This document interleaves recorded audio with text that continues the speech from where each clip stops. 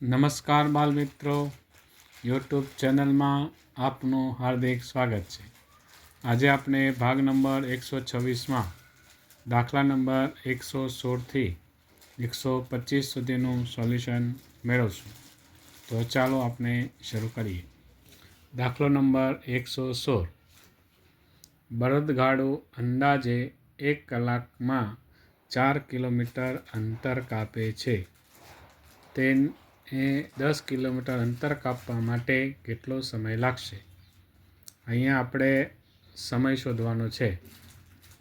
1 કલાકમાં 4 કિલોમીટર અંતર કાપે છે, તો 10 કિલોમીટર અંતર કાપવા કેટલો સમય લાગે? તો સૂત્ર એવી રીતે મૂકીશું આપણે કે 4 કિલોમીટર તો 1 કલાક, તો 10 કિલોમીટર બરાબર કેટલા કલાક? તો હવે આપણે સૂત્ર મુજબ દાખલો ગણીએ કે 4 કિમી બરાબર 1 કલાક, તો 10 કિમી બરાબર કેટલા? 10 ગુણ્યા 1/4. હવે 10/4 થાય, તો હવે આપણે 10 ભાગ્યા 4 કરીએ તો આપણને અહીંયા 2 ભાગફળ એટલે 2 કલાક અને 2/4. આવી રીતે મિશ્ર પૂર્ણાંકમાં કર્યા પછી હવે આપણે સમય શોધવાનો છે, એટલે કલાક એટલે 60 મિનિટ, એટલે એને 60 વડે આપણે ગુણીશું. તો 15 ચોક 60, 15 દુ 30, એટલે 2 કલાક અને 30 મિનિટ જેટલો સમય લાગે. આપણું ઓપ્શન નંબર બી એ આપણો જવાબ આવશે. ત્યારબાદ દાખલો નંબર 117. એક ટ્રેક્ટર સામાન્ય રીતે 1 કલાકમાં 20 કિમીની ઝડપે ગતિ કરે છે. તો આ ઝડપે 85 કિલોમીટર અંતર કાપવા માટે તેને કેટલો સમય લાગશે? તો અહીંયા પણ આપણે સમય શોધવાનો છે. તો અહીંયા આપણે સૂત્ર એવી રીતે મૂકીશું કે 20 કિલોમીટર અંતર કાપવા માટે 1 કલાક લાગે.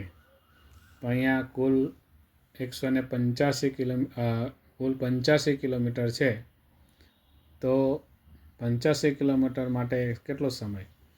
85 ગુણ્યા 1/20 આપણે કરીશું. તો એમાં પણ આપણે ભાગાકાર કરીએ તો આ રીતે 4.5 મિશ્ર પૂર્ણાંકને સમય સાથે એટલે કે 60 વડે ગુણીશું. 20 તેરી 60, 5 તેરી 15, 4 કલાક એ પૂર્ણ સંખ્યા છે, એટલે 4 કલાક અને 15 મિનિટ થાય. તો આપણો ઓપ્શન નંબર એ આપણો સાચો જવાબ આવશે. ત્યારબાદ દાખલો નંબર 118. આપેલ ચિત્રમાં ખીલીની લંબાઈ કેટલા સેમી થશે?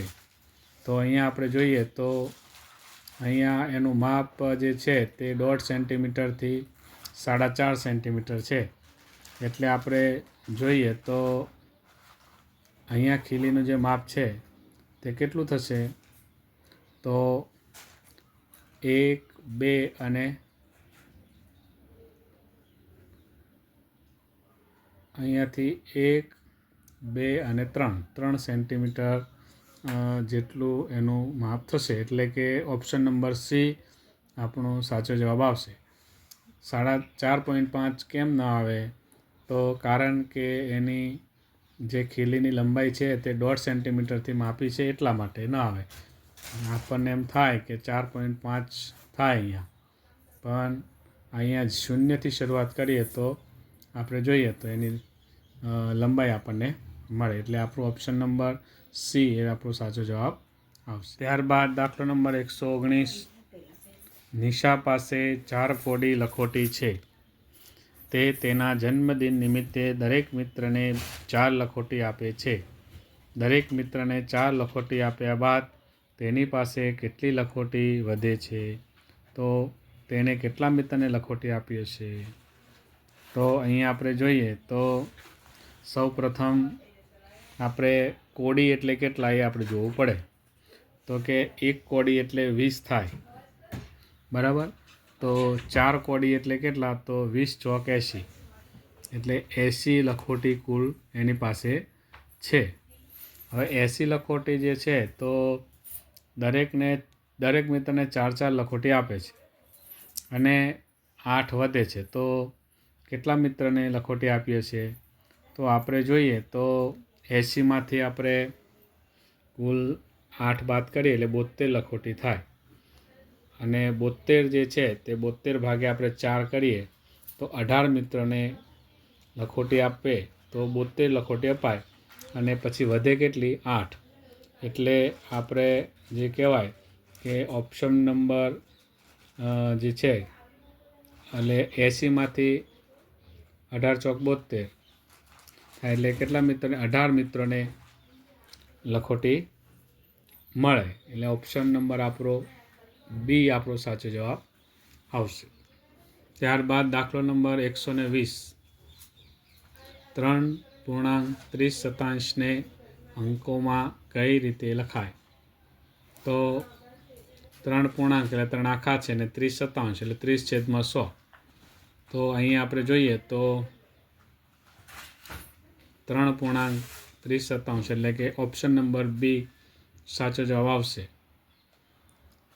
અહીંયા કેમ ન આવે? તો અહીંયા 30 છે એટલા માટે આપણો ઓપ્શન નંબર બી સાચો જવાબ આવશે. ત્યારબાદ દાખલો નંબર 121. 2 કિગ્રા સંતરાના ₹160 હોય તો 5 કિગ્રા સંતરાની કિંમત કેટલી થાય? હવે તે માટે આપણે જોઈએ તો પા એટલે 1 કિલોનો ચોથો ભાગ.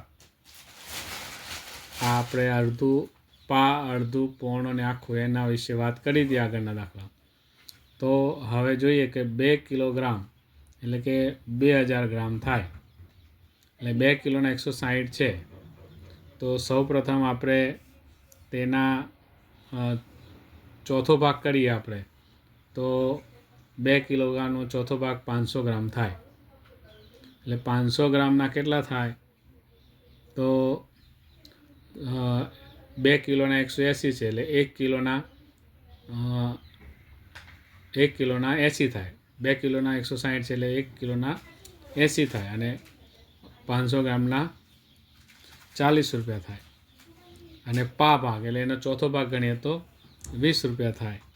તો આવી રીતે જો ગણીએ તો પા કિગ્રા સંતરાની કિંમત કેટલી થશે? તો કે 20 રૂપિયા થશે. એટલે કે ઓપ્શન નંબર ડી આપણો સાચો જવાબ આવશે. ત્યારબાદ દાખલો નંબર 122.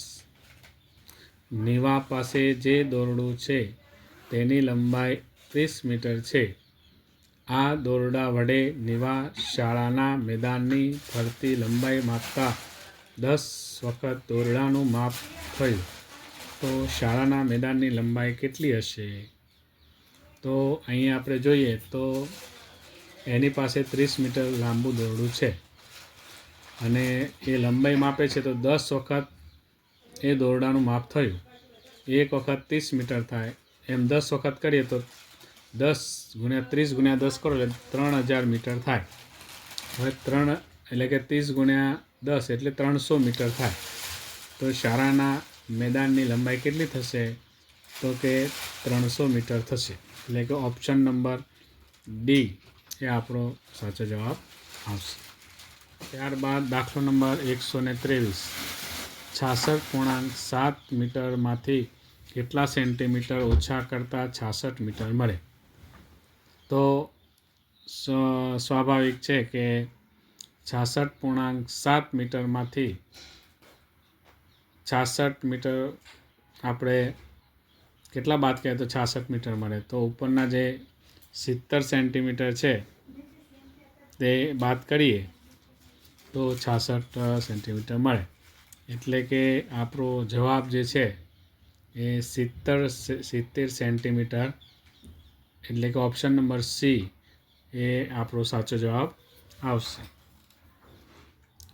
અંકિતા દોડની રમતમાં 3.4 કિમી દોડે છે અને તે નીવા સાથે 1.2 કિમી તફાવતથી હારી જાય છે તો નીવા કેટલું દોડી હશે? તો અહીંયા નીવા કેટલું દોડી હશે તે શોધવા માટે જેટલા તફાવતથી હારી જાય છે તેટલા કિલોમીટર એમાં આપણે ઉમેરશું. એટલે કે 3.4 કિમી દોડે છે કોણ? અંકિતા. અને છતાં હારી જાય છે કેટલા કિમીના તફાવતથી? તો કે 1.2 કિમી. તો હવે 3.4 કિમીમાં 1.2 ઉમેરીએ તો આપણને જવાબ મળે 4.6 કિમી. તો ઓપ્શન નંબર સી એ આપણો સાચો જવાબ આવશે. ત્યારબાદ દાખલો નંબર 125. એક દોરીનું માપ આરોહીના 7 હાથ જેટલું, ઋષિતાના 8 હાથ જેટલું અને કૃપાલીના 5 હાથ જેટલું અને અશ્વિનીના 9 હાથ જેટલું છે, તો કોનો હાથ ટૂંકો હશે? તો જોઈએ આપણે કે આરોહીના 7 હાથ, ઋષિતાના 8 હાથ અને કૃપાલીના 5 હાથ, અશ્વિનીના 9 હાથ. તો આપણને ખ્યાલ છે કે જેટલા હાથ ટૂંકા હોય એટલા જે કહેવાય કે એટલા હાથ વધે. એટલે અંતર માપીએ તો જેટલા હાથ વધારે થાય એટલું એનું માપ ઓછું હોય. એટલે અહીંયા 7 છે, 8 છે, 5 છે ને 9 છે.